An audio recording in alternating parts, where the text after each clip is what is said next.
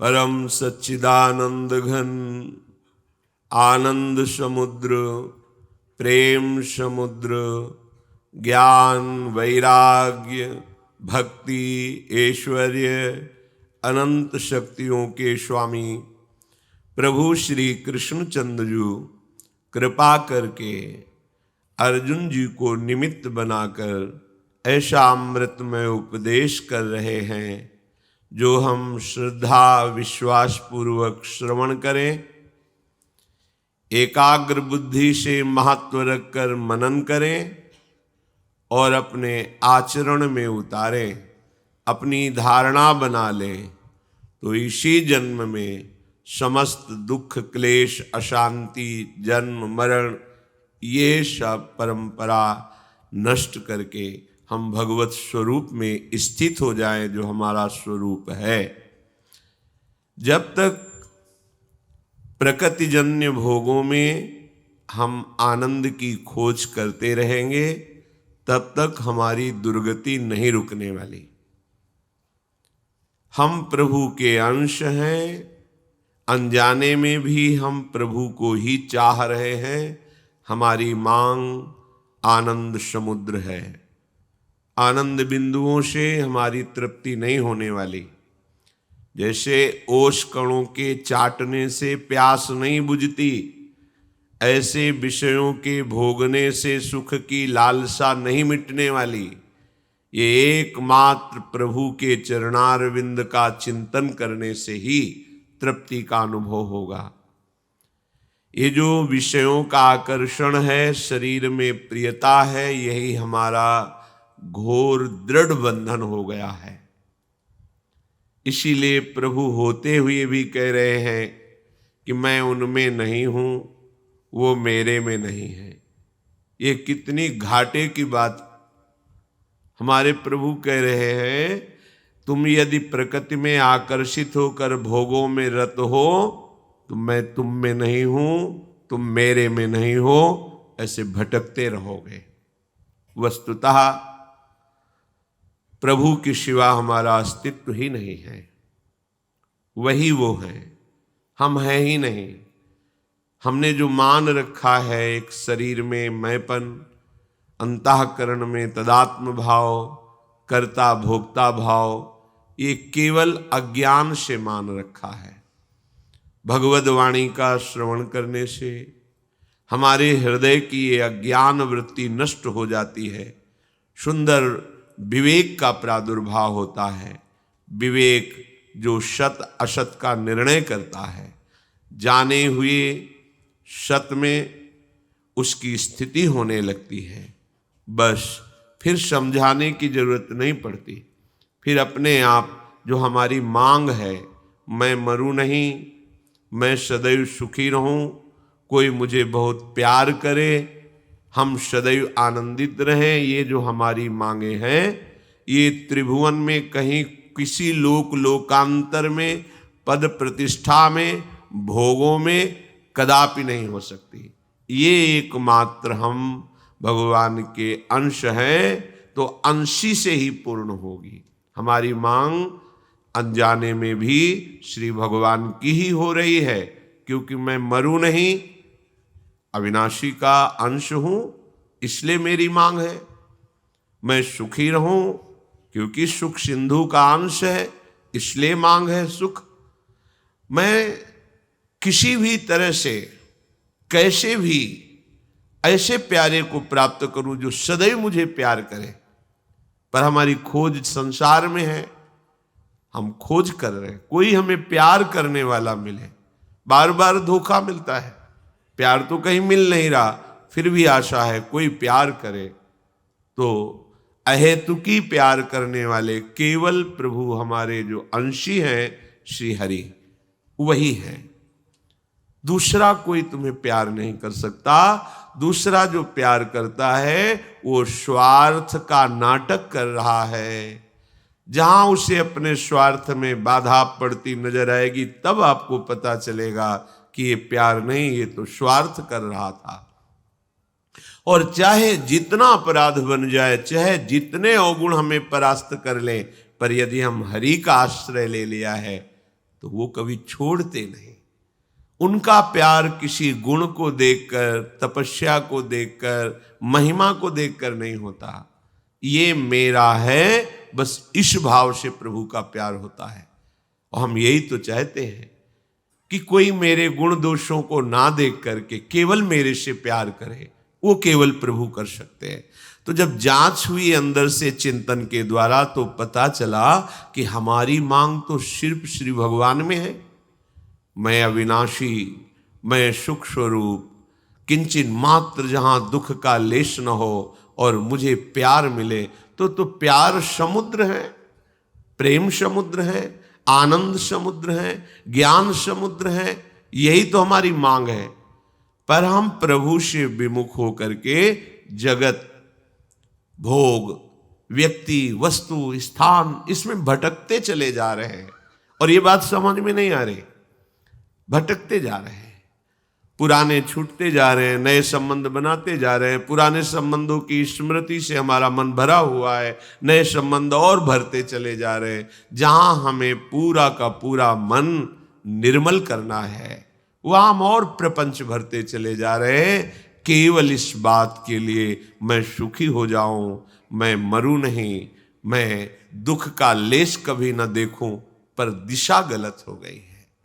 ये बहुत बात चुभती है। श्री भगवान कह रहे मैं उनमें नहीं हूं, वो मेरे में नहीं। बड़ा घाटा हो गया। जो सर्वत्र हैं, सब रूपों में हैं, वो कह रहे हैं जो प्रकृति की तरफ आकर्षित होकर भोगों में लगे हुए हैं, हमारे वचनों का पालन नहीं करते हैं, मेरे आश्रित नहीं हैं, वो मेरे में नहीं, मैं उनमें नहीं हूं। ये बहुत घाटे की बात हो गई। प्रभु कह दे जाओ तुम्हें जो मन आवे सो करो, भोगोगे। ये कोई अच्छी बात नहीं हुई। ये हमारे लिए सबसे बड़ी हानि की बात हो गई। जब प्रभु डांट के कहें कि मैं देखता हूं तू कैसे मनमानी कर सकता है, अब ये अच्छी बात हो गई। अब आनंद होकर नृत्य करो, अब तुम्हारा कोई बाल बांका नहीं कर सकता। क्योंकि वो कहते हैं ना कि मैं देखता हूं तुम कैसे कर सकते हो, तो कर तुम, अकर तुम, अन्यथा कर तुम। सर्व समर्थ प्रभु ने मेरा ठेका ले लिया, अब मस्त रहो, कोई बिगाड़ नहीं सकता। पर हाय कितनी दुख की बात हो गई। प्रभु कह रहे मैं तुम में नहीं, तुम मेरे में नहीं हो।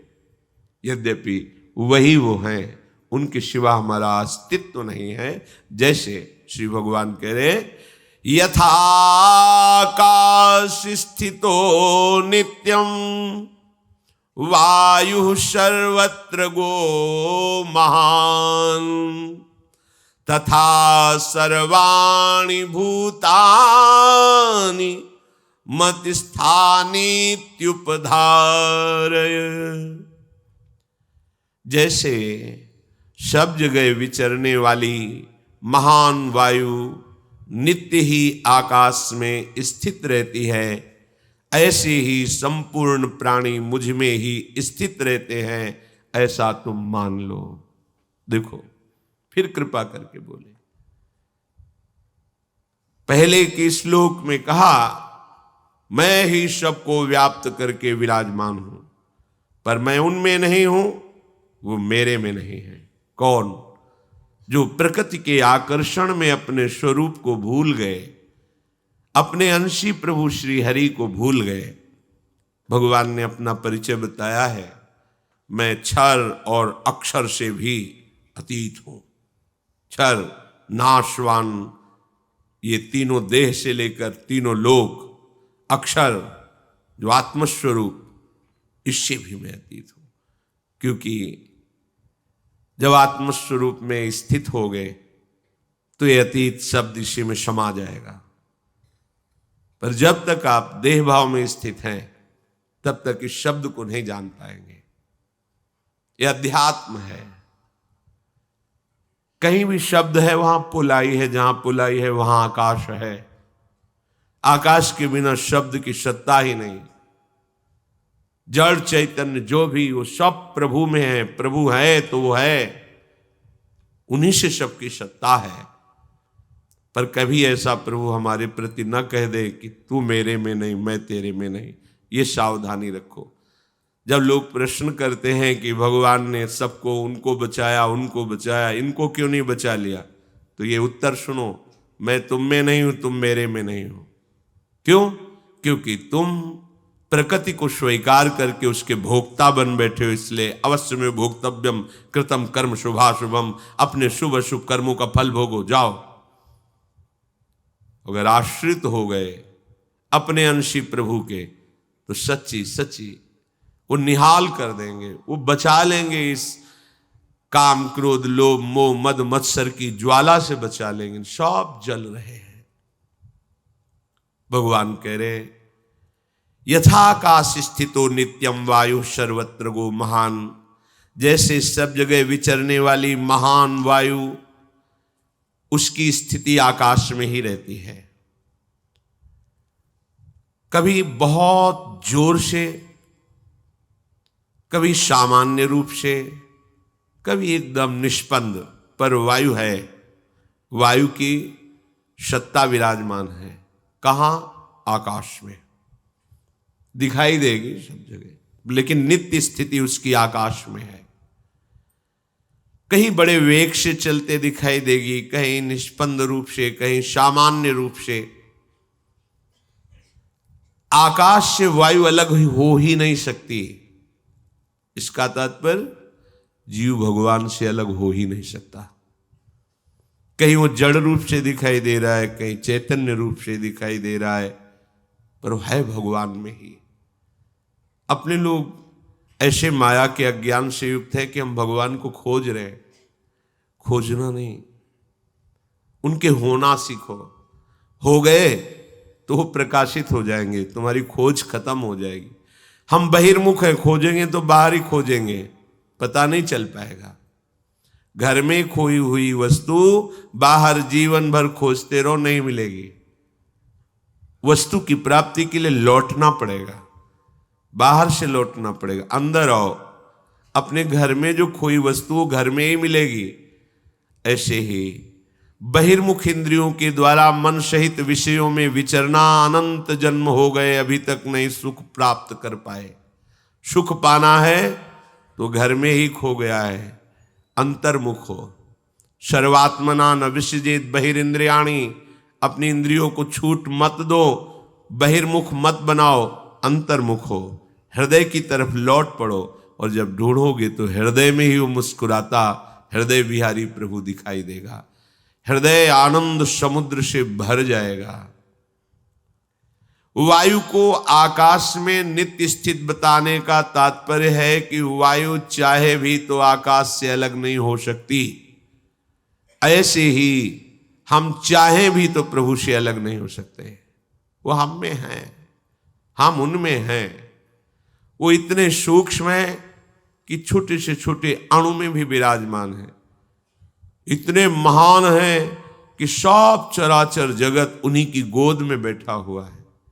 इसलिए तीनों लोक 14 भुवनों में जितना भी जीव है वो किंचन मात्र भी स्वतंत्र नहीं है, प्रभु से कभी अलग हो सकता नहीं, अलग है नहीं, अलग हुआ नहीं।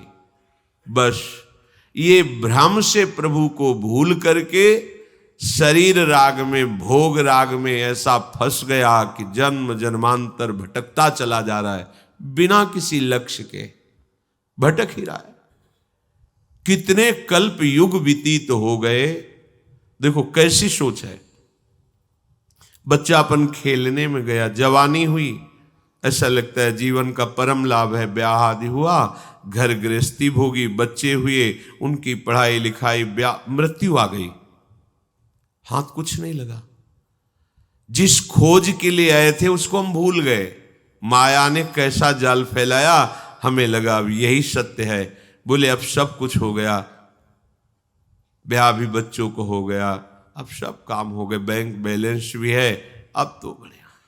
लेकिन जिस कार्य के लिए आए थे वो तो शुरुआत भी नहीं की, फिर मरे, फिर वही जन्म, फिर वही बात शुरू।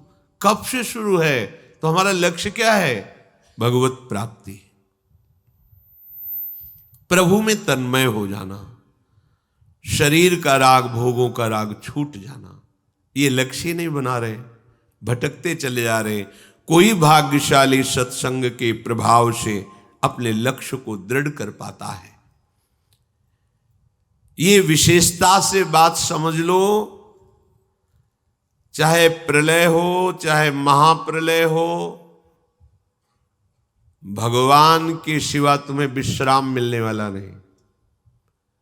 प्रलय हुआ ब्रह्मा में समिट गए, महाप्रलय हुआ ब्रह्मा सहित प्रकृति में, प्रकृति परमात्मा में। फिर समय आया, फिर प्रकृति से ब्रह्मा, ब्रह्मा से संपूर्ण सृष्टि। ब्रह्म मूल प्रकृति, त्रिगुणात्मिका प्रकृति, महातत्व अहंकार, सृजन प्रारंभ, फिर लय उल्टी रीत। कब तक ये चलता रहेगा? आप थकते नहीं है सोचकर, बार बार जन्म, बार बार मरण, बार बार भोग, बार बार चाह, मलिन हृदय इसलिए नहीं थकते हो। नहीं तो सोच के तुम भयभीत हो जाओगे, और भयभीत होना बहुत अच्छा है। यदि भयभीत हो गए तो प्रभु की शरण तुम्हारे हृदय में मांगने की बात आ जाएगी। तो जो शभीत आवाज सरनाई, तो रखियो ताहि प्राण की नाई। बड़े कृपालु प्रभु हैं, जिनको यहां विषम परिस्थिति देकर के साधु संग दे देते हैं। बड़ी कृपा समझो, जिनकी सारी अनुकूलताओं को नष्ट कर देते हैं और एक मार्ग बना देते हैं। चलो अब तो एक ही मात्र उपाय है, संतों के पास बैठे, उनकी बात सुने, फिर हम समझें कि हमारा लक्ष्य क्या है। अब तो हमारा कोई नहीं रहा, ये सबसे बड़ी कृपा होती है। जब किसी पर ये कृपा होती तो चूंकि सन्मुखता ना होने के कारण फिर वो भगवान को भी कोसता हुआ उन्हीं विषयों की प्राप्ति के लिए असत मार्ग का आचरण लेता है, चोरी, हिंसा, बलात्कार आदि आदि। बड़ा विचित्र खेल। भगवान कृपा करते हैं, वो उस कृपा को ठुकराकर असत मार्ग ले लेता है। जीवन के विभिन्न स्तरों पर हम न जाने कितने कितने स्वांग करते चले आ रहे हैं। बस एक ही लक्ष्य था सब स्वांगों का, कि मैं निहाल हो जाऊं, निष्काम हो जाऊं, आनंदित हो जाऊं। पर किसी भी स्वांग से मुझे ये बात प्राप्त नहीं हुई। बार बार थोड़ा सा सुख और महान दुख यही भोगते चले आए। दुख का परिणाम भोगते हुए सुख की लालसा में जीवन भगवत विस्मृति के गर्भ में गिर गया। एक एक शब्द, सुख की लालसा में भोग रहे हैं दुख, और प्रभु की स्मृति, प्रभु का भजन त्याग दिए हैं। हमें यह नहीं पता चल रहा कि जो हमारी लालसा है वो केवल भजन से पूर्ण होगी। नए नए भोगों की चाह, नए नए आभावों का हृदय में दुख ज्यों का त्यों बना हुआ है। पता नहीं कैसी माया है। मन में आता है कि यदि इतना हमारे पास सुख सुविधा होती तो हम बहुत सुखी हो जाते। अगर उसी जीवन में उतना हो गया तो उससे लाख गुना बढ़कर मांग, अभाव ही अभाव, कमी ही कमी, पूरे जीवन भर कमी। बड़ा आश्चर्य। आप देखो ना कैसा छलावा माया करती है। बचपन से लेकर अभी तक देखो, हमारी मांगें बदलती गई, वस्तुएं भोगते रहे, व्यक्तियों का संयोग लेते रहे, लेकिन अभाव कम नहीं हुआ। अब और जिस जीव पर भगवान की अनंत अपरिसीम कृपा होती है उसे भगवान दुख, विपत्ति, अपमान के जाल में फंसाते हैं। क्यों? निर्दयी है क्या? नहीं, यही एक औषधि केवल रह गई है। मनुष्य शरीर दिया, बड़ी अनुकूलताएं दी, फिर उसी में फंस गए तुम। अब क्या करें? ये कड़वी औषधि है पर अमोघ है।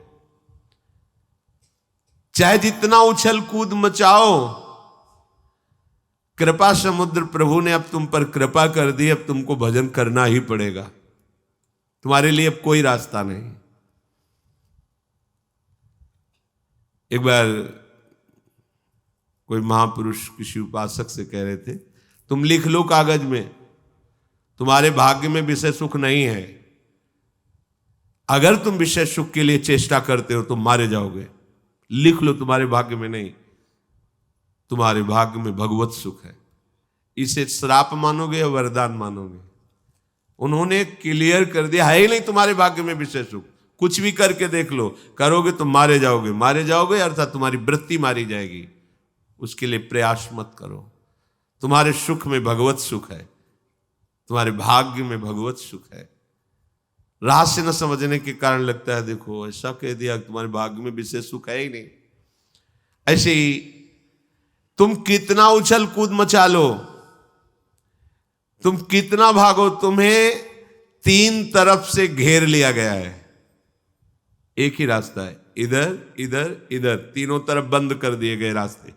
पीछे लौट नहीं सकते, दाएं बाएं कोई रास्ता नहीं रखा गया। सन्मुख चलो भगवान की सीधे।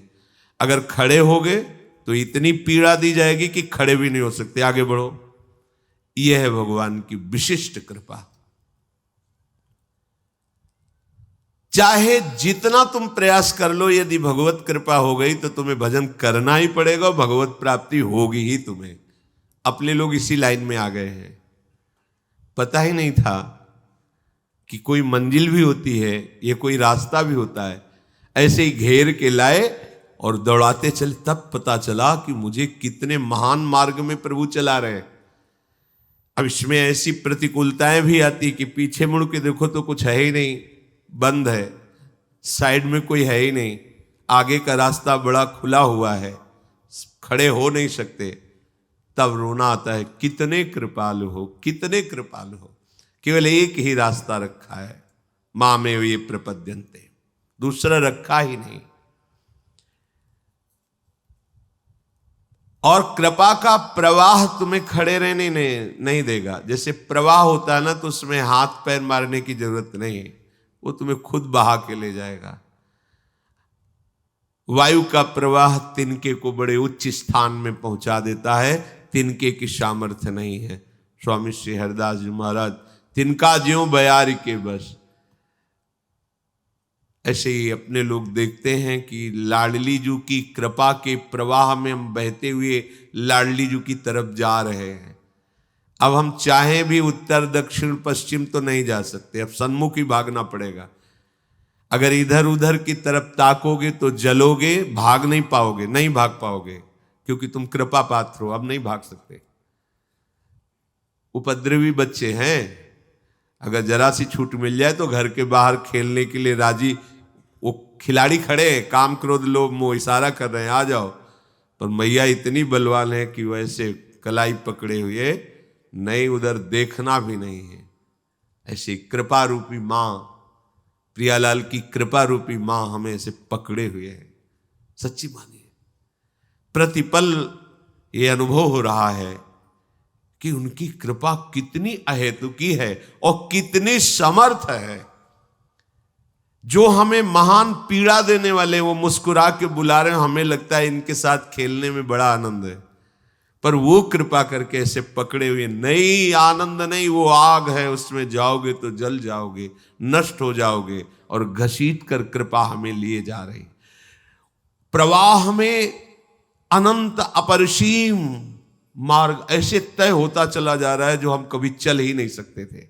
भूमिकाएं बदलती चली जाती हैं, कृपा का प्रभाव हृदय की स्थिति को बदलता चला जा रहा है। इसलिए तुम अपने विचारों में, एकादश स्कंद में भी लिखा हुआ है, यदि ऐसा अनुभव करो कि प्रभु की हमारे ऊपर अपार कृपा है, क्योंकि मुझे मनुष्य शरीर मिला, सत्संग मिला, भगवान नाम का परिचय मिला, प्रियालाल की उपासना मिली, अपार कृपा है। और जो दुख सुख पूर्व कर्म के अनुसार आए उसे चुपचाप सह लो। उपासक कभी अपने दुखों सुखों की गाथा दूसरे से नहीं कहता।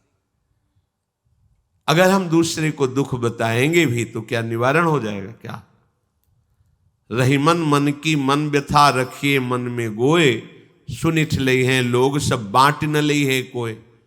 और हर पल प्रभु का स्मरण करते हुए मेरे ऊपर अपार कृपा हरि की है। जो ऐसा चिंतन करता है तो जैसे पिता की संपत्ति का स्वयं पुत्र अधिकारी हो जाता है, ऐसे परम पद का वो अधिकारी हो जाता है।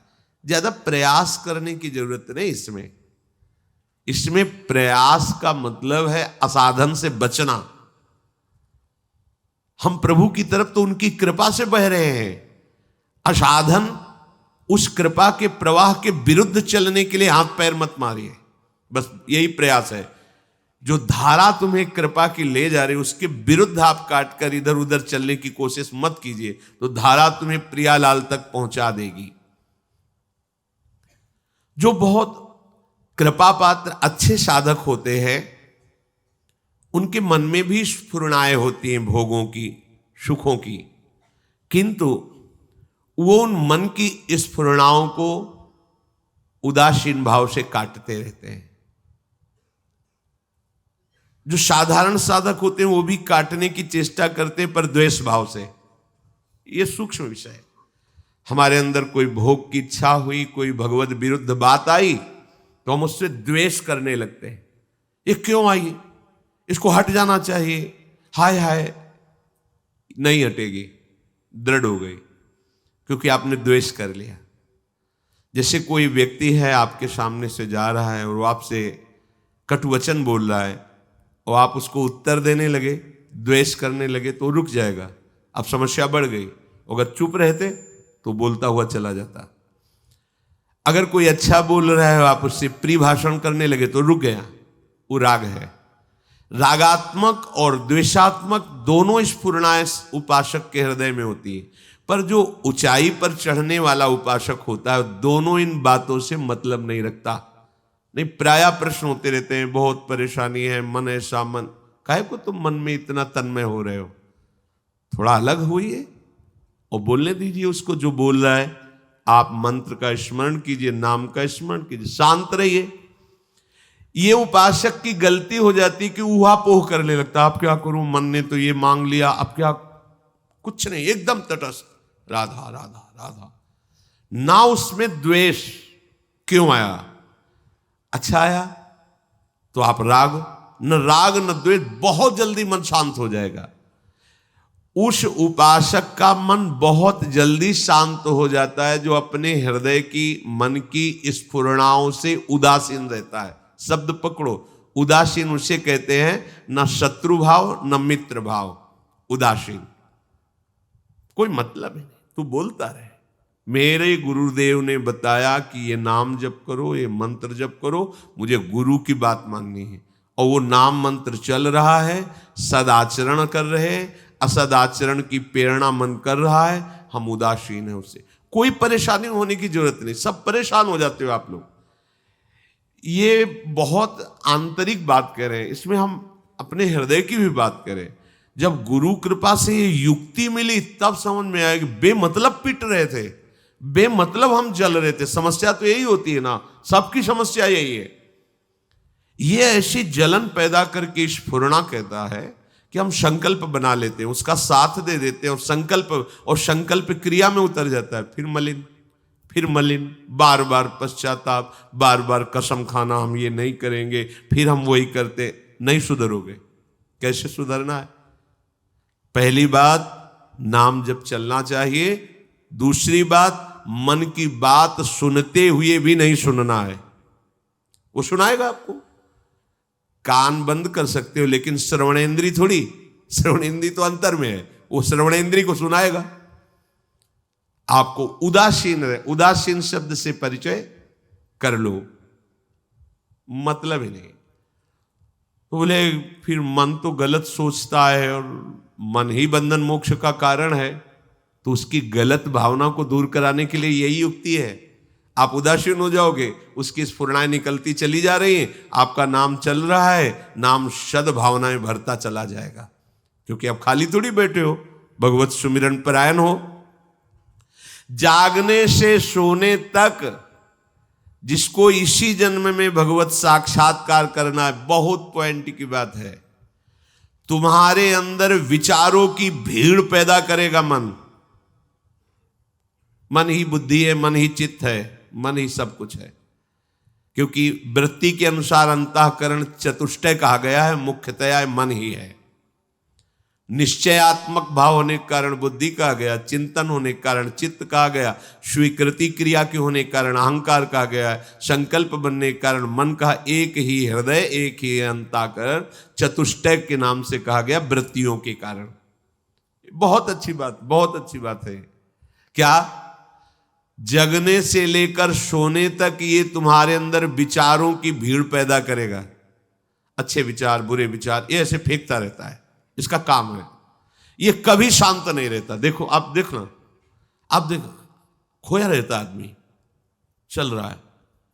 और साधक ऐसा नहीं होता, वो उसकी स्फुरणाओं को देखता हुआ भी मंत्र नाम प्रभु की तरफ रहता है। मुख्यतया लक्ष्य उधर रहता है, जांच इसकी होती रहती है।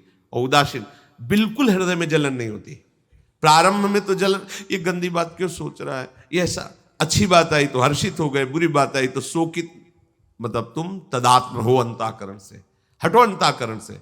बिल्कुल अलग है, बिल्कुल अलग है। मान लीजिए, अभी आप समझ नहीं पा रहे, बिल्कुल अलग है। वो बिल्कुल कुछ नहीं कर सकता तुम्हारा जब तक तुम उसको सपोर्ट नहीं दोगे।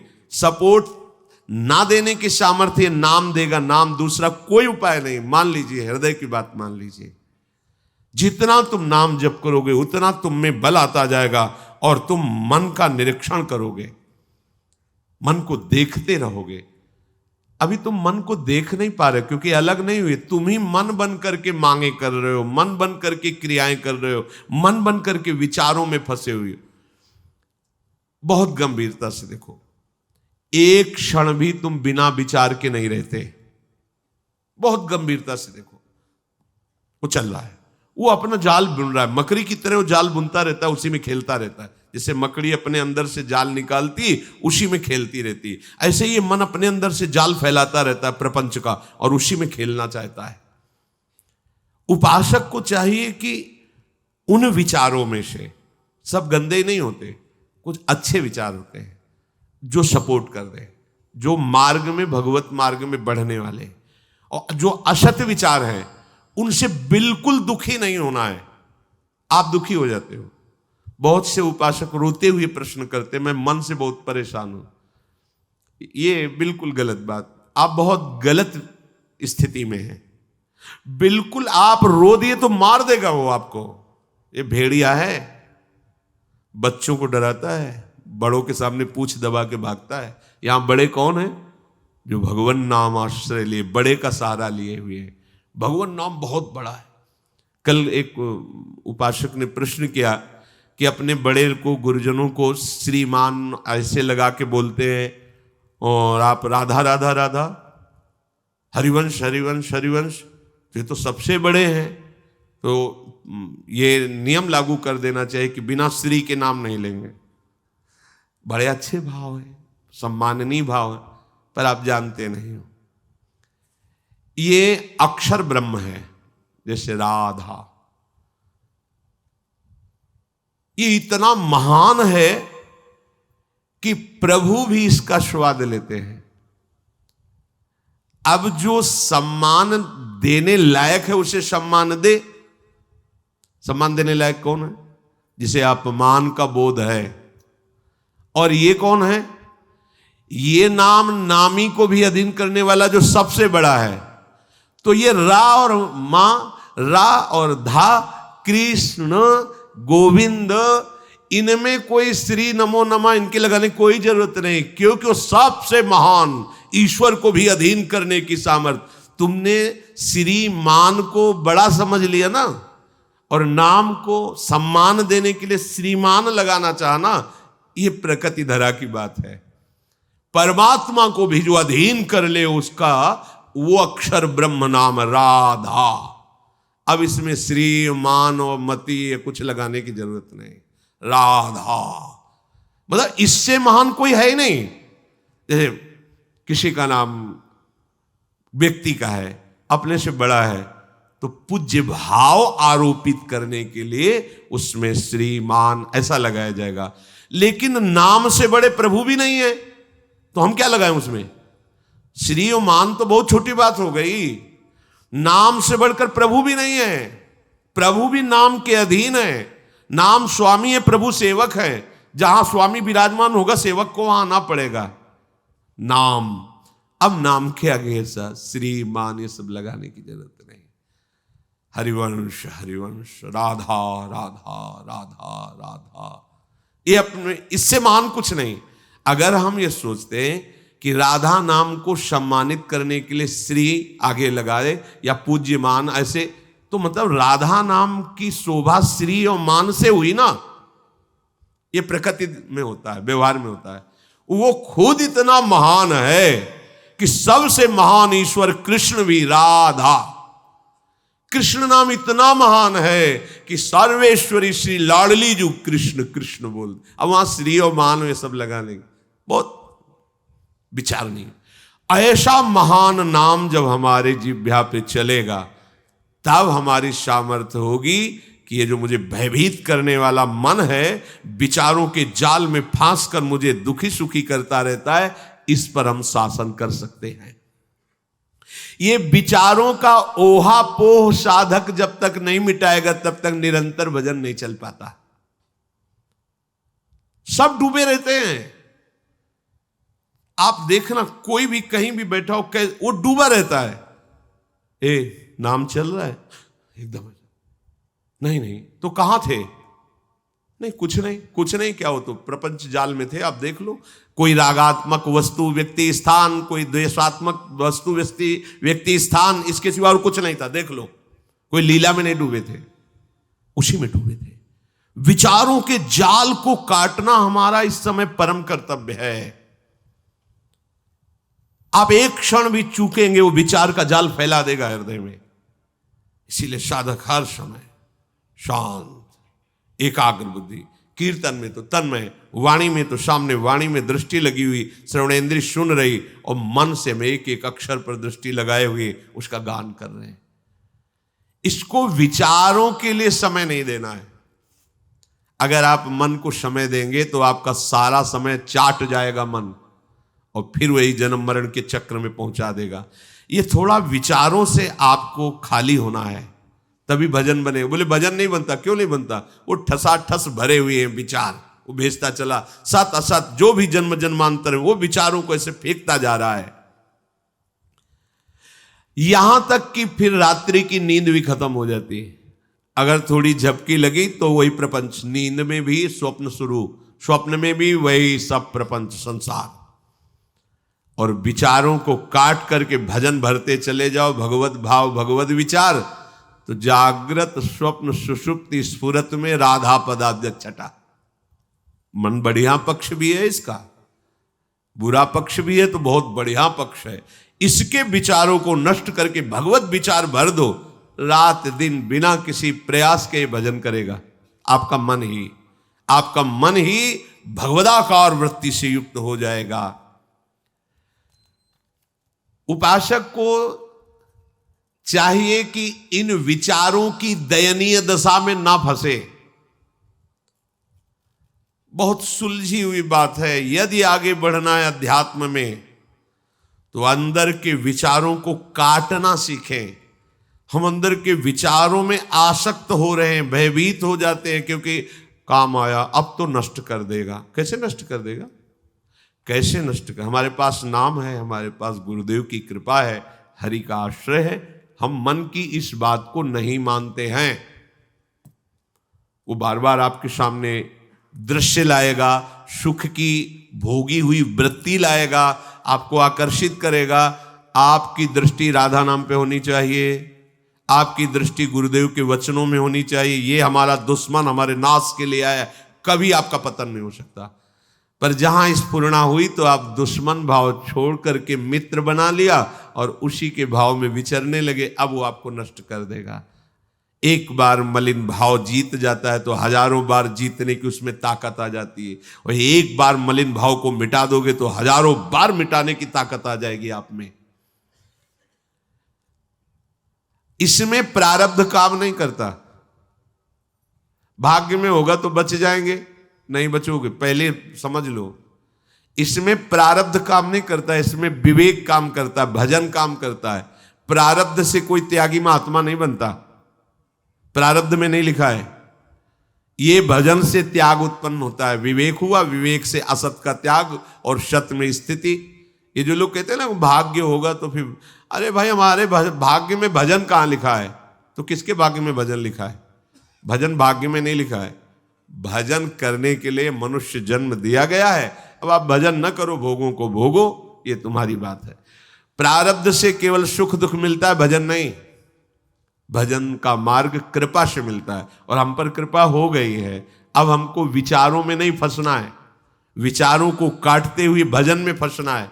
भजन का निरंतर तैल धारावत चिंतन में लाना, विचारों को नष्ट कर देना है। विचारों को नष्ट कैसे किया जाता है? भजन पर दृष्टि रख करके। पर यहां उपासक नए नए बीज बोने लगता है असत भावना के। पकड़ है महापुरुषों की। चले हैं हम जड़ से संसार के अस्तित्व का भाव मिटाकर भगवान के अस्तित्व में स्थित होने के लिए, पर नए नए हम बीज बोने लगते हैं। किसी की निंदा, किसी की स्तुति, किसी में गुण, किसी में दोष, कोई मित्र, कोई शत्रु। अब हम ये बनाने आए कि मिटाने आए? हृदय से देखो, बहुत लोगों का ऐसा स्वभाव होता है, बिना मित्र बनाए रह नहीं सकते, बिना वो बात किए नहीं रह सकते, बिना व्यवहार बनाए नहीं रहते। भाई यहां वृंदावन आए हैं हम, परमार्थ मार्ग के पथिक हैं, तो क्या करने आए हैं? केवल प्रियालाल से हम मित्रता करने आए हैं, केवल प्रियालाल से ही हम बात करने आए हैं, यहाँ केवल प्रियालाल से ही हम मिलने आए हैं, यहाँ केवल प्रियालाल के होने आए हैं। देखो ना अंदर विचार करके, आप क्यों आए हो यहाँ? प्रियालाल के लिए आए। फिर ये क्यों कर रहे हो? ये नए नए बीज क्यों बो रहे हो हृदय में, राग द्वेष के, निंदा स्तुति? ये नया परिचय क्यों बना रहे हो? पुराना परिचय, बाप बाबा मर गए लेकिन संबंध अभी यही बना हुआ है, उनकी चर्चा, उनकी बात। उपासक नए बीज बोने नहीं आया, पुराने बीजों को भस्म करने के लिए उपासना में कदम रखा है। हम पुराने संबंधों को मिटाकर यहां नए नए संबंध बनाते हैं। परमार्थ में भी चल जाता है, काका गुरु हो, दादा गुरु हो, मौसी हो, क्या मतलब परमार्थ में भी। अरे भैया इन सबको मिटाने के, बोले धर्म की बहन, तो अधर्म की बहन कौन है हमारी? हमारी तो सब ही है ना। हाँ, बिल्कुल ये माया का प्रपंच है, कुछ नहीं, एकमात्र गुरु वाणी, निरंतर उसी पे चलना, बस किसी से संबंध नहीं। पूरा का पूरा अंतःकरण हमें प्रभु को देना है, किसी और को नहीं। प्रारब्धवशात दुख सुख की ये वृत्तियां आती हैं, भजन की वृत्ति प्रारब्ध से नहीं आती। ये भूल जाना कि हमारे भाग्य में काल ही कर्म ईश्वर ही मिथ्या दोष लगाए। परमार्थ के साधक कुछ ऐसे होते हैं जो तोते की तरह परमार्थ की बातें याद कर लेते हैं और लोगों के बीच में बैठ करके वही परमार्थ की बातें करते हैं, पर जीवन में कभी एक श्वास भी परमार्थ में व्यतीत नहीं करते। ये बड़े महापुरुषों की बातें हैं। एक श्वास परमार्थ में, एक सेकंड भी समाहित चित्त होकर अपने आराध्य देव में नहीं डूबे, और लंबी लंबी भाषण परमार्थ के सीख के और वो बोलते हैं। ऐसे का जीवन सत्य का साक्षात्कार करने के लिए जो मिला था उससे वंचित हो जाता है। ये जो प्रवचन करना है बहुत खतरनाक खेल है। श्री प्रियालाल कृपा करके सामर्थ्य दें, उन्हीं की सामर्थ्य से इस खेल से निकल सकता है, नहीं बहुत जहरीला खेल है ये। उपदेशक बनना, प्रवचन करना, ये बहुत खतरनाक खेल है। ये बिना ब्रह्मबोध संपन्न महापुरुष के इस खेल से बच नहीं सकता, क्योंकि सबसे घातक घातक प्रहार इसमें होते हैं और वो बड़े मीठे होते हैं। बाहर से इतने सुहावने लगते हैं कि अपने आप गर्दन कटवा लो, ऐसे सुहावने घातक अस्त्र फेंकती माया इसमें। सम्मान, प्रतिष्ठा, यश, कीर्ति, भोगों की बाहुल्यता, जगत की प्रियता, जो परमार्थ का पूर्णतया अपहरण करने में समर्थ है, प्रवचनकर्ता को ये सब मिलते हैं। अगर वो ब्रह्मबोध संपन्न नहीं है, भगवदानंद में डूबा या भगवदानंद की प्रबल व्याकुलता से युक्त नहीं है, तो मारा जाएगा, पक्का मारा जाएगा। कुछ नहीं रह जाएगा अंदर परमार्थ, केवल बाहर परमार्थ का स्वांग नाटक रह जाएगा। ये कोई छोटा मोटा खेल ना समझा जाए, उपदेशक बनना, प्रवचनकार बनना या आदि आदि। जब तक सब में भगवत बुद्धि नहीं है, जब तक आत्म काम नहीं हुआ है, परमानंद में डूबा नहीं है, तब तक बहुत खतरनाक है। ये सम्मान परमार्थ को ऐसे चाट जाता है जैसे अजगर किसी को लील जाए तो बाहर कोई चिन्ह भी नहीं बचेगा। ऐसे ही सम्मानम कल्याति घोर गलम, ये महाविषधर सर्प की तरह सम्मान लील जाता है। तो सत्य का साक्षात्कार करने वाले उपासक को जब तक सत्य का साक्षात्कार ना हो जाए तो सारा श्रम परिश्रम केवल भजन में लगाना चाहिए, उपदेशक नहीं बनना चाहिए। बना नहीं जाता है, यंत्रवत वो कराने लगते हैं। जब तक हम कुछ बनेंगे तो बिगड़ने के चांस हैं, और जब यंत्रवत होता है तो हरि के हाथ में होता है, हरि के हाथ से वो चलता है, फिर कोई परेशानी नहीं होती। वो मूकम करोति वाचालम पंगुम लंघयते गिरिम यत् कृपातम हम वंदे परमानंद माधवम। वो बुलवावें जैसा करवावें, अब उनके ऊपर हाथ बात है, अपने को नहीं बनना। ये जो तोते की तरह शास्त्रीय बातें सीख करके बोलकर अपनी प्रतिष्ठा और सम्मान, इनसे साधना ही नहीं बन सकती भगवत प्राप्ति की। बहुत सावधान रहना, बहुत सावधान रहना। जो हम सत्संग में बातें, शास्त्रों में बातें सुनते हैं, उनको हमें अपने जीवन में उतारने की चेष्टा करनी है। जीवन में अगर जो हम बोल रहे हैं वो नहीं है हमारे जीवन में, तो इसी को पाखंड कहते हैं, दंभ कहते हैं। दूसरों से कहें सत्य बोलो और दिन भर प्रपंच बोलते रहे, झूठ बोलते रहे। हाँ, त्याग मार्ग में चलो और दिन भर भोगों का चिंतन करते, ये इसी को पाखंड कहते हैं, इसी को नाटक दंभ कहते हैं। यदि आप इसी जन्म में भगवत प्राप्ति करना चाहते हैं तो गुरु प्रदत्त साधन में महान आदर बुद्धि होनी चाहिए। चलते फिरते खाते पीते हर समय इसी महान साधन में आपकी बुद्धि लगनी चाहिए। मन ही मन बार बार जो मन विचारों के प्रवाह दे रहा है, उसमें गुरु प्रदत्त साधन को लगाइए। बार बार मन को राधा राधा, बार बार पद चिंतन, बार बार सेवा भावना का चिंतन। जब तक प्रियालाल तुम्हारे हृदय में आकर विराजमान ना हो जाए, तब तक साधना पक्की नहीं मानना। आपको कुछ स्थिति प्राप्त हुई है तो उसकी पहचान क्या है? आंख खोलो तो प्रियालाल, आंख बंद करो तो प्रियालाल। किसी व्यक्ति पर दृष्टि गई तो उसके हृदय मंदिर में प्रियालाल, किसी जड़ वस्तु उसके हृदय में प्रियालाल, सर्वत्र से प्रिया। अब कोई गिरने के चांस नहीं, बिल्कुल कोई नहीं गिरा सकता। तो अपने उपासना में आधर बुद्धि रहेगी तो उठते बैठते चलते फिरते खाते पीते सोते जागते तभी मानी जाएगी आदर बुद्धि है, जब उपास्य तत्व के ही चिंतन में रहें। किसी के सामने अपनी उपासना का प्रदर्शन न करें। जैसे श्री जी की सेवा हो रही है तो हमारी ये भावना नहीं होनी चाहिए कि हम ऐसा श्रृंगार करें कि लोग देखकर प्रभावित हों। बदल गई भावना।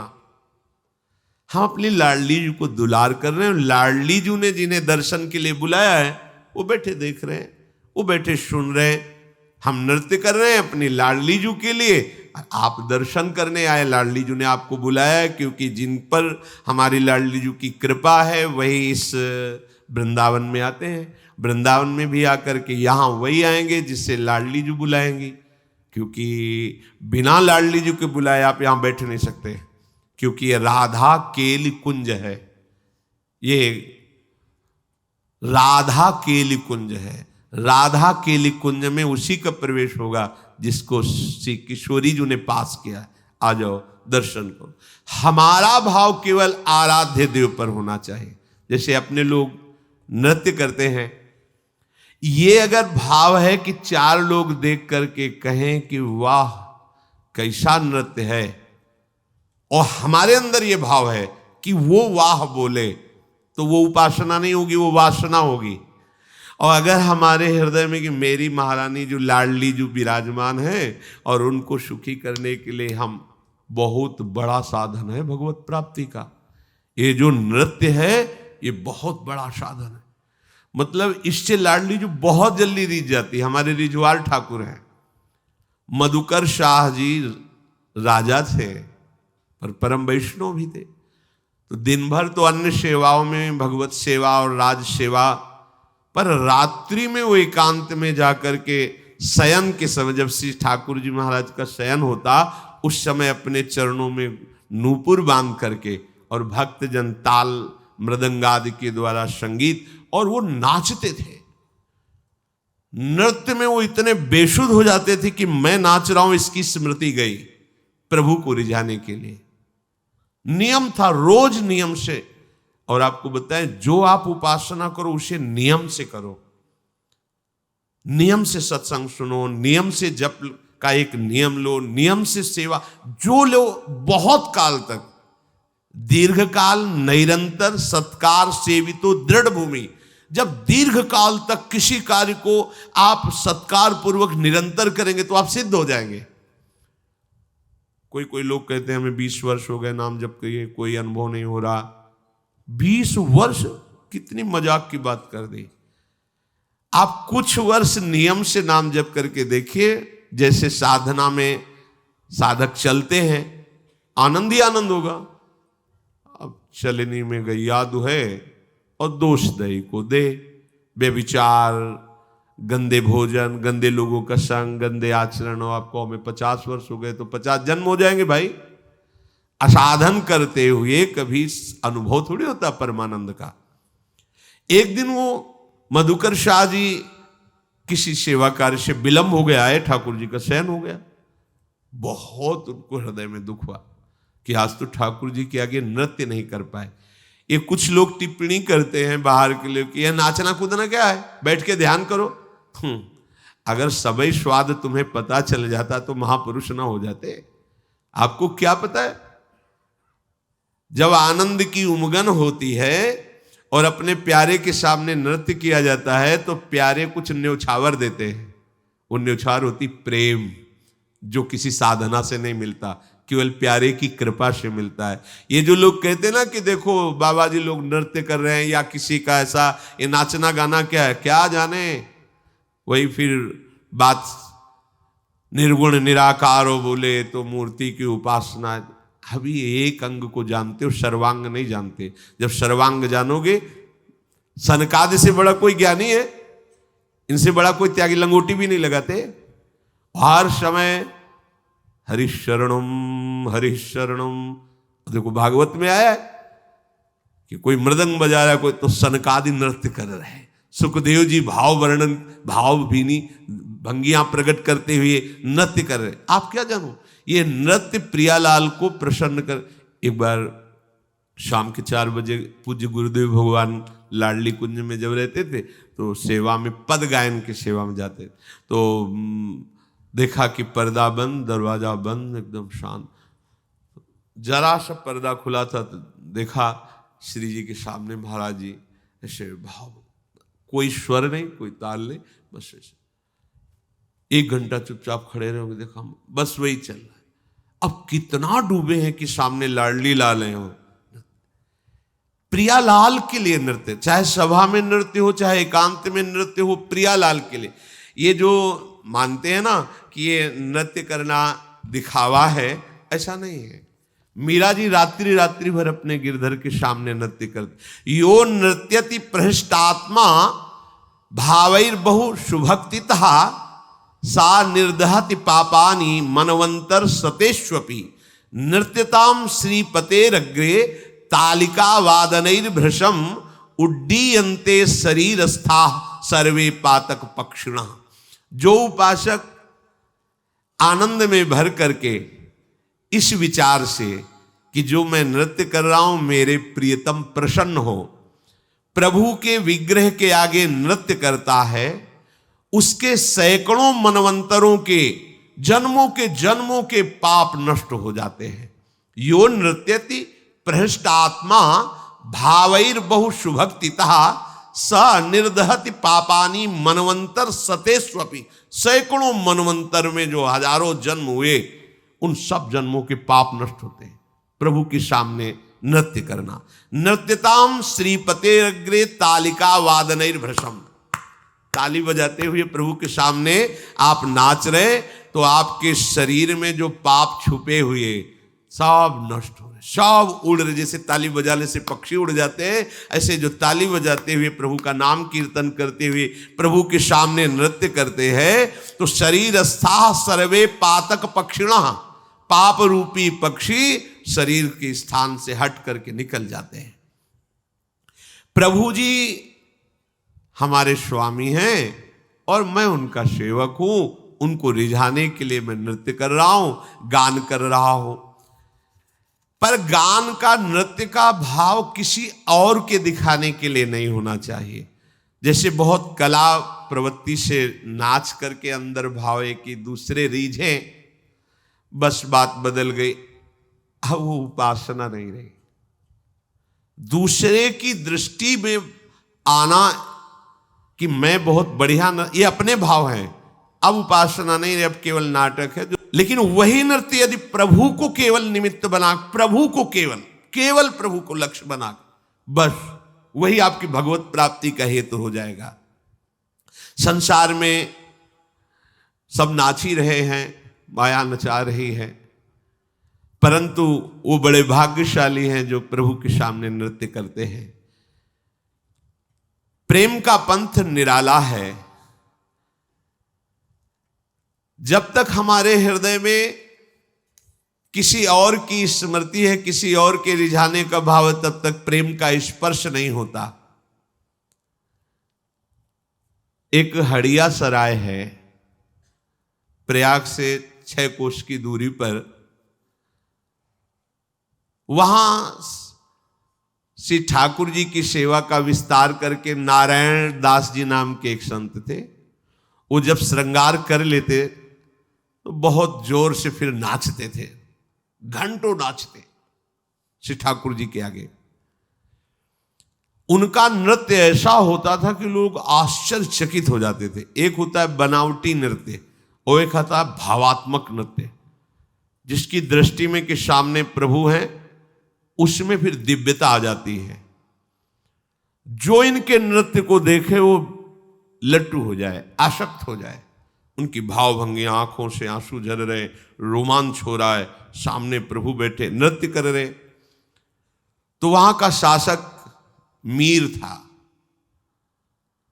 उसने जो सुना कि हड़िया सराय में कोई संत आए हैं, बहुत विचित्र नृत्य करते हैं और बड़ी महिमा है, सब देख करके आश्चर्यचकित हो जाते हैं। सराय होता है जहां बहुतायत हो, जैसे वृंदावन को संतों की सराय कहा गया है। यहां संत गली गली संत है। हड़िया सराय में मलेच्छों की बहुतायत है। संतों की महान महिमामयी वृत्ति यही होती है कि जो अभक्त हैं वो भी उनको देखकर भक्त बन जाते हैं। वहां ठाकुर सेवा विस्तार करके नृत्य किया तो वहां के म्लेच्छ प्रभावित हो गए और मीर साहब को सूचना दी, जो वहां के राजा थे। उन्होंने भेजा कि चलो हमारे सामने नृत्य करो आकर के। अभी भारी समस्या हो तो केवल प्रभु के सामने नाचते।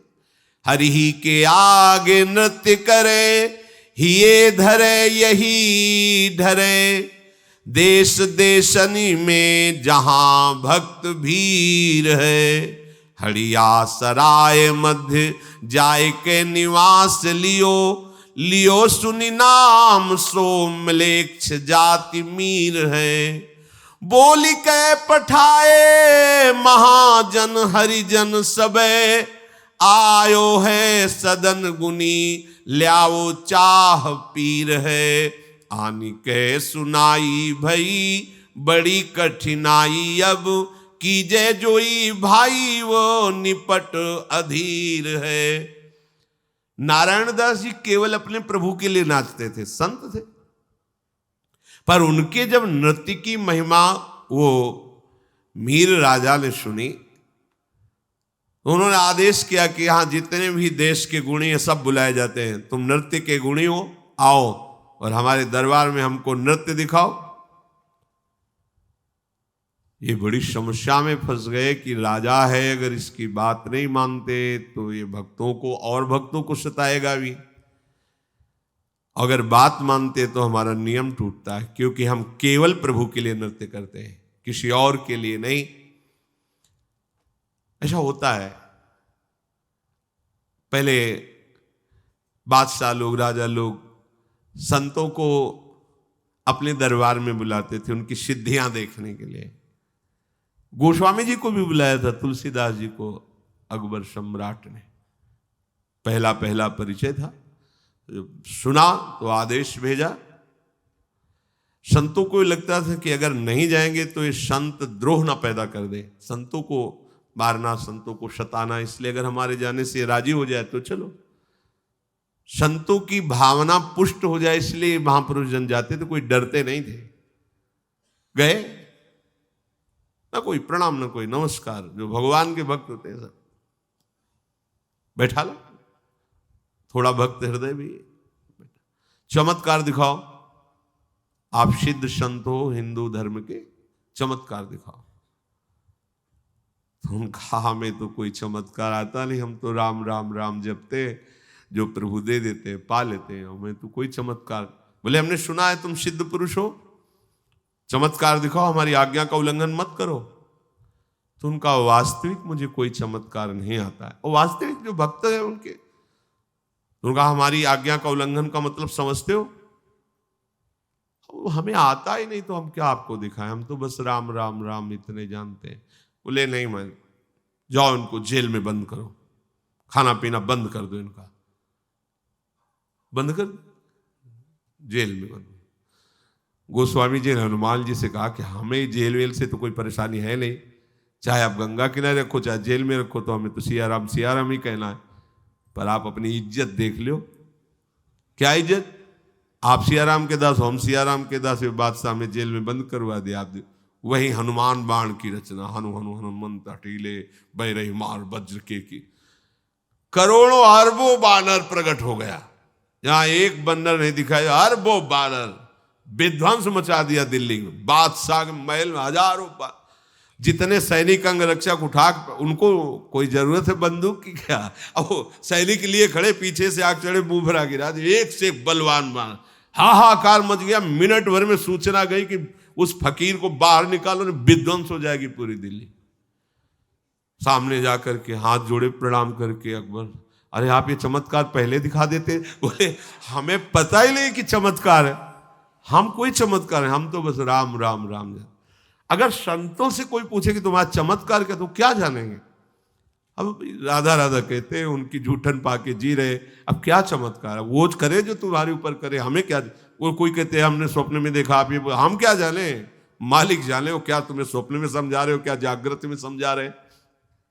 नारायण दास जी के सामने बड़ी समस्या हो गई कि राजा की आज्ञा, और वो भी मलेच्छ धर्मावलंबी, अगर हम नहीं जाते तो संतों के प्रति अश्रद्धा करके कहीं अनर्थ न कर दे, और अगर जाते तो मेरे जीवन भर की निष्ठा में पानी फिर जाएगा। जब उपासक कभी ऐसी समस्या में पड़ता है तो फिर सीधे भगवान से सलाह लेता है। नारायण दास जी ने भगवान से कहा कि अभी आप ही उपाय बताओ, क्योंकि आपको मैं वहां ले नहीं जा सकता। भैया कि प्रभु का सिंहासन रखकर प्रभु को विराजमान कर, उनको ना ऐसी सभा में कैसे ले जाए? जो विधर्मी हैं उनकी सभा में ठाकुर सेवा विस्तार करके कैसे आपको नहीं ले जाएंगे? बहुत प्यार करते हैं भक्तजन अपनी सेवा से, ऐसा नहीं कि कहीं भी है ही नहीं, आप हमें दंड दे दो, आप हमें जो चाहो हमारे ठाकुर को हम देखने भी नहीं देंगे तुम्हें, इतना प्यार होता है। कोकिल साईं जी सबको अपने ठाकुर जी के दर्शन नहीं कराते थे। पता नहीं कौन क्या मांग ले ठाकुर जी से, मेरे ठाकुर जी को परेशानी होगी इसलिए नहीं, चुने हुए भक्त को ही दर्शन कराते थे, जो कोई मांगे ना, और कहते थे कुछ मांगना नहीं, हम आराम से खवा पिया के बैठा लाए, आप कुछ मांगोगे उनको परेशान। अब कितना कोमल भाव, हमारे प्रभु से मांगना भी नहीं, उनको परेशान नहीं कर रहा है, हम उनको सुख देने के लिए है ना, हम उनको दुख देने के लिए थोड़ी है। भक्तों को बहुत कोमल स्वभाव होता है, वो ये भूल जाते हैं कि भगवान है, वो अपने प्राणों से भी अधिक उनको प्यार करने लगते हैं। जैसे यहाँ अम्लेक्षों का आक्रमण हुआ तो बिहारी जी को लेकर बिहार बना दे में छुपा के, राधा वल्लभ जी को काम बना दे में, श्रीनाथ जी को ऐसे। ये थोड़ी कि भगवान है आप अपनी रक्षा करेंगे, हमारी भी होंगे दुनिया के लिए भगवान, हमारे तो लाडले लाल हैं, प्राण हमारे पहले जाएंगे फिर कोई ठाकुर को छू सकता है। तो ठाकुर जी से कहा आपको तो वहां ले नहीं जाएंगे, अब हम उनके सामने नृत्य कैसे करें। मानो ठाकुर जी ने इशारे में बता दिया कि तुलसी जी मेरा ही स्वरूप है, तुम बड़ी माला वैसे ही तुलसी की डालते हो, तो नृत्य में बड़ी माला डाल के कैसे होगा, तो उसको उतार के रखने के बहाने सिंहासन में रख देना, और मेरा ही स्वरूप तुलसी जी है, फिर आप नृत्य करना। हाँ बच गए, हमारी निष्ठा भी बच जाएगी और उसकी इच्छा भी पूर्ति हो जाएगी। तो उन्होंने गए सभा में और कहा नृत्य करना है, ये हम माला धारण करे रहते हैं, तो नृत्य में माला बड़ी है तो पास में ही एक सिंहासन लगाओ, वहां हम माला रखेंगे, क्योंकि हमारी ये पूज्य माला है तो हम आदर से रखें। किसी को समझने भी नहीं दिया, और राजा के समीप ही आसन और उस पर तुलसी जी की माला विराजमान की, और भाव से देखा कि मेरे श्याम सुंदर ललित त्रिभंगी तुलसी जी में विराजमान है, और बस नृत्य शुरू किया, ऐसा गान ऐसा नृत्य शुरू किया, सब सभा आश्चर्यचकित मंत्र मुग्ध, सबका मन शांत। ये भक्ति का प्रभाव होता है, जिसके हृदय में भजन होता है वो बोले नाचे गाए या कैसी भी परिस्थिति हो, वो सब के मन को समाहित कर लेगा, क्योंकि सब में के मन को समाहित करने की सामर्थ्य एकमात्र भगवान में। जैसे विवेकानंद जी जब गए थे ना, तो यही चमत्कार दिखाया, सब पूरे विदेशियों के मन को आकर्षित करके, शून्य में कोई संकल्प नहीं कोई विकल्प नहीं, सब आश्चर्यचकित हो गए, लट्टू हो गए, ऐसा चमत्कार। तदात्म होकर जे ही तदात्म भाव, जैसे श्री ध्रुव जी ने तदात्म होकर अपनी वायु रोकी, सबकी रुक गई, तदात्म होकर मन को सबका मन शांत, सब शून्याकार, किसी को शुद्ध नहीं मैं कौन हूं कहां हूं। यह आश्चर्यचकित प्रभाव, नृत्य करते पूरी सभा में राजा तक आनंद मगन, बस नृत्य करते करते ललित त्रिभंगी भाव में ऐसे हुए प्राण छूट गए। सामने दुनिया को दिखाई दे रहा तुलसी की माला, वहां ललित त्रिभंगी लालजू, और उन्हीं का वैसे रूप धारण ललित त्रिभंगी हुए और प्राण समर्पित कर दिए। उपासक को कोई भी अपनी भक्ति की चेष्टा नाटक में नहीं लानी चाहिए, दूसरे के दिखावे के लिए नहीं लानी चाहिए। जीवन में श्वास समाप्त होते होते भगवान के दर्शन हो जाने चाहिए। ये महापुरुषों के वचन, मरने के बाद क्या होगा हमें नहीं मतलब है, हमारी श्वास अंतिम होते होते हमारे सामने आप आना चाहिए। और ये आप कब कह सकते हो, जैसे गोपी जन प्रभु से कहती है, अच्छा आप कहते हो वापस चले जाए, जाके करें क्या, मन तो आपने चुरा लिया है, मेरा एक भी कदम पीछे नहीं हटेगा। अगर आप ऐसा कहते हैं तो आप अभी देख लेंगे कि हम सब की सब राख की ढेर तुम्हें मिलेंगी, क्योंकि तुम्हारी प्रेम की विराग्नि मेरे हृदय में जल रही, केवल आपके कारण ही उसे रोके हुए, अगर छोड़ दिया तो हम सब भस्म हो जाएंगे आपके सामने। आपके लिए तन मन प्राण सर्वस्व न्यौछावर कर दिया, और अब आप कह रहे हो जाओ, ऐसा नहीं। अगर आपने ऐसा कहा अभी आपके सामने हम सब प्राण त्याग देंगे। और वैसे भी मन तो आपने ले लिया, मन के बिना तन करेगा क्या। ये कि हमें इसी जन्म में दर्शन चाहिए, उसके लिए मन प्राण सर्वस्व न्यौछावर कर कर जप करो, तो आपको कहना ही नहीं पड़ेगा। बड़े कृपालु हैं, ये छा जाते हैं, नेत्रों में छा जाते हैं, हृदय में छा जाते हैं। ये तोते की तरह परमार्थ रटने वाली वृत्ति को हटाओ। जो जाना है उसे अपने अनुभव में उतारो। यदि हमारी गुरु प्रदत्त साधना में आदर बुद्धि होगी तो अपने आप आपकी स्थिति बदलती चली जाएगी। देखो, गुरु परंपरा से इसीलिए सब महात्मा जन सिद्ध हुए, जुड़े। कोई कहीं भी हो, प्रगट में नहीं नाम लेगा तो अंतर से किसी न किसी महापुरुष को गुरु बनाए, क्योंकि उसकी कृपा हमें घसीटती है। जैसे अपने लोग हैं ना, तो लाडली जू, हित सजनी जू और परंपरागत कितने प्रेम सिद्ध महापुरुष हुए, सहचरी भावापन। अब हम उन्हीं के बच्चे हैं, उन्हीं के मार्ग में हैं, तो उन सब की कृपा हम पर होगी, तभी हम वहां पहुंच पाएंगे। नहीं तो जहां प्यारोडुम क्षमते नयच्छु सुकादि नाम तुय ध्यानगम, वहां हम पहुंचे, हमारी ताकत है, भला हमारी सामर्थ्य है कि हम प्रियाजू तक पहुंच जाएं, जहां संभाव्योपि विरंचि नारद शिव स्वयं भुवाद्य। तो हम पहुंचने का जो बार बार उत्साह दिखाते हैं वो अपने गुरुजनों के बल से दिखाते हैं, जो परंपरागत सिद्ध महापुरुष हैं। हम उन्हीं के बच्चे हैं, उन्हीं की कृपा से, उन्हीं के दुलार से हमें लाडली जू की प्राप्ति हो जाएगी। हमने जहां निश्चय किया, ये भी खास बात, जैसा तुम सोचोगे वैसे बन जाओगे, जैसा बनना वैसा सोचना प्रारंभ करो। मुझे इसी जन्म में जीते जी श्री जी से मिलना है, देख लो, ये सोचना है, निश्चय करना है। मुझे जीते जी, हमने निश्चय कर लिया कि इसी जन्म में मुझे प्रभु से मिलना है, प्रभु का साक्षात्कार करना है, तो अब किसी और बात का आदर मत देना। यहां हम लोग ऐसे चलते हैं कि भगवत प्राप्ति भी 99 और बातें, उनमें से एक बात भगवत प्राप्ति भी। ऐसे नहीं होता। इसी जन्म में भगवत साक्षात्कार करना, तो फिर और किसी बात का आदर नहीं होगा। एक ही सर्व महान बात केवल हृदय में रहनी, मुझे भगवत साक्षात्कार करना।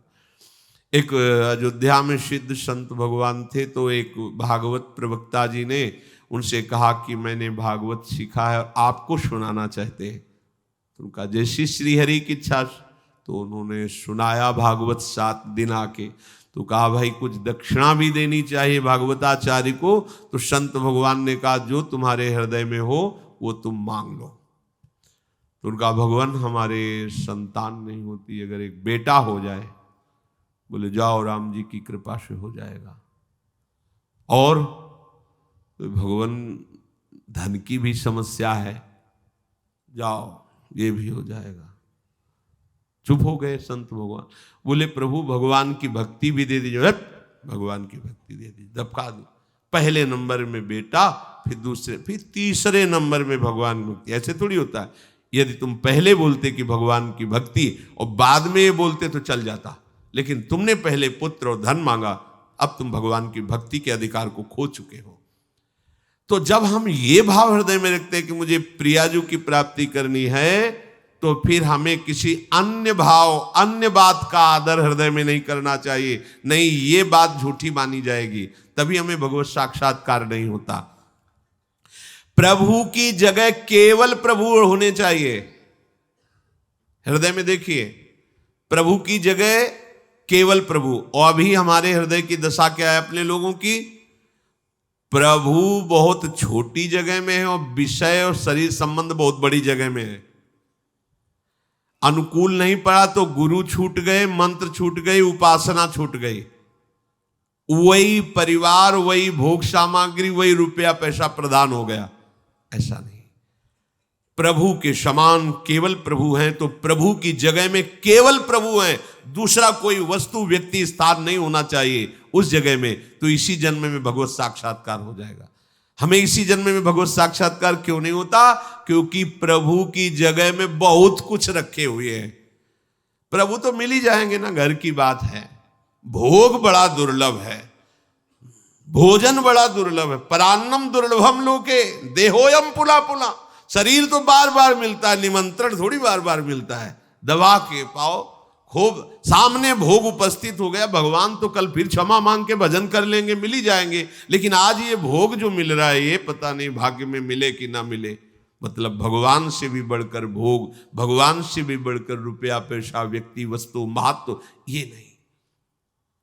अपरसीम कृपा का अधिकारी विश्वास कीजिए वही होता है जो प्रभु की जगह केवल प्रभु को रखता है। हृदय में एक ऐसी जगह बनाओ जहां प्रभु विराजमान करो और उनके समान कोई नहीं, कोई नहीं, कोई लाभ, कोई रिश्ता, कोई नाता, कोई पद नहीं। बहुत जल्दी आपको अनुभव हो जाएगा कि प्रभु कैसे आपको कृपा करके मिल रहे हैं।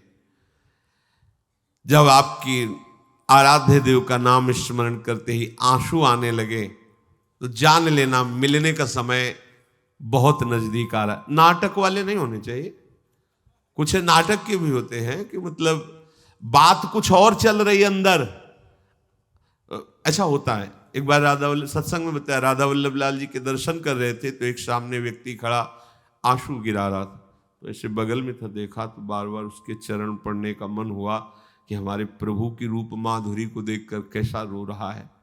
काफी एकदम भाव आया कि कितने अवया हम बाबा जी होकर प्रभु को सूखी आंखों से देख रहे हैं और ये देखो गृहस्थ वेश में है और प्रभु को देखकर कैसे अश्रुपात कर, धिक्कार हमारे जीवन को, इनके जैसा हमारे हृदय में प्रेम।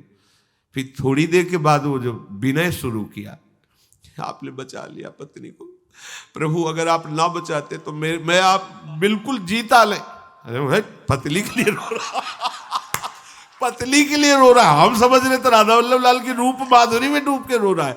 तो ऐसा भी होता है जैसे रोने का कोई प्रसंग भागवतिक चल रहा है और वो पिटा पिटाया संसार का है, अब वो चिल्ला के रोने लगा भावावेश में रो रहा है। नहीं, ऐसा भी नहीं, बात कुछ अंदर से और चल रही है और प्रसंग चल रहा है द्रवित होने वाला, तो वो ऐसा प्रभु के लिए रोना है। पर अगर झूठे से भी रोए तो भगवान कृपा कर देते हैं। श्री गदाधर भट्ट जी की कथा में सब अगल बगल वाले श्री कृष्ण रूप माधुरी में रो रहे थे, तो एक महंत जी थे, वो देखते कि सब रो रहे, हम रो नहीं रहे तो लोग हमें क्या कहेंगे कि संत हो के नहीं रोते। तो ऐसे लाल मिर्च जो है एक कोने में अचला के ऐसे बांध ली थी ऐसे, और जहां वो रोने वाला प्रसंग आता ना ऐसे, अब वो लाल मिर्च उसमें तो जब जाती तो आंसू निकलने लगते और बस ऐसे ऐसे करते। तो ऐसे गदाधर भट्ट जी ने देखा कि उनकी तो बराबर आंसू, अब लाल मिर्च काफी देर आंसू गिराएगी, बराबर आंसू चल रहे, तो उन्होंने कहा कि बहुत कृपा है इन संत के ऊपर। तो एक दिन सत्संग मतलब कथा के बाद उतरे, उनके चरणों में प्रणाम किया और कहा हम आपसे एकांत बैठकर बातें करना, आप तो महान भगत हो। आसपास देखा जो चरणों में गिरे हुए, महाराज ये लाल मिर्च का चमत्कार बोले एक को बूंद आंसू प्रभु के लिए नहीं निकलते। इस गदाधर भट्ट जी वो तो भगवत स्वरूप भाव में, तो उनका प्रभु के रोने के लिए आप आंखों में लाल मिर्च लगाते हैं, कितना प्यार प्रभु से है, आप प्रभु के लिए रोना चाहते हैं। और ऐसे हृदय से भरकर जे ही लगाया तो असली प्रेम जागृत हो। झूठा खेले साचा होए, अगर प्रभु के लिए झूठे भी रोया जाए ना तो सच्ची में रोना आने लगेगा धीरे धीरे, झूठे से भी भक्ति। पर इतना बात समझ लो कि जब तक हृदय से रोना नहीं आएगा तब तक साक्षात्कार नहीं होगा, ये पक्की। बिन रोए किन पाइया प्रेम प्रिया, व्याकुलता पूर्वक जब हृदय में ऐसा होता अब जिया नहीं जा रहा, उसी समय भगवत झांकी सामने होती है, प्रभु की मंद मंद मुस्क। और झांकी नहीं होती, संभाषण होता है, संभाषण ही नहीं होता, स्पर्श होता है, स्पर्श ही नहीं होता, वो साथ खेलने लगता है, वो प्रभुमय हो जाता है। तो आपको ये जो अनुभव करने की वृत्ति बताई कि आप विचारों को नष्ट कीजिए भगवत भजन के बल से, और ये निश्चय कीजिए कि मरने के पहले ही मुझे भगवत साक्षात्कार हो, और जो भी आप भक्ति करते हैं उसमें दिखावा नहीं होना चाहिए, एकमात्र केवल प्रभु के स्थान पर प्रभु ही होने चाहिए। देखो आपकी इस बात की कसौटी होगी, आप जिसे वैराग्य भाव से या गृहस्थ भाव से चल रहे हैं, वो आपने प्रभु के लिए केवल प्रभु का स्थान दिया है, वहां न माता पिता भाई बंधु कोई नहीं। एक सच्ची बात समझ लीजिए, गुरु और प्रभु दो नहीं है। कहीं भी चर्चा शास्त्रों में की गई, वो क्या प्रभु प्रभु ही है। गुरु के मिलने के पहले भी प्रभु प्यार कर रहे थे, अब वो अपने स्वरूप का अनुभव कराने के लिए मूर्तिमान रूप धारण किया है। वो क्या, वो हरि ही है, दूसरा कोई नहीं है।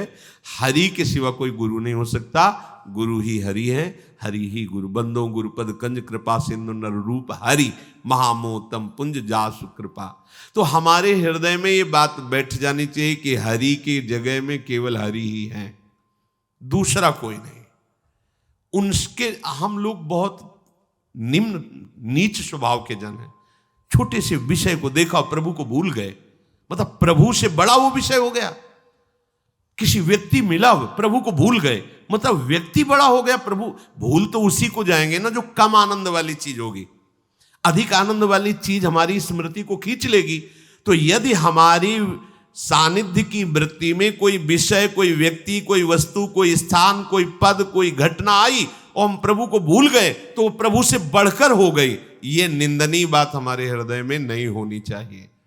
प्रभु की जगह केवल प्रभु होने चाहिए। प्रभु माने तो स्वामी, सबसे प्रिय स्थान केवल, तो कभी स्मरण नहीं छूटेगा।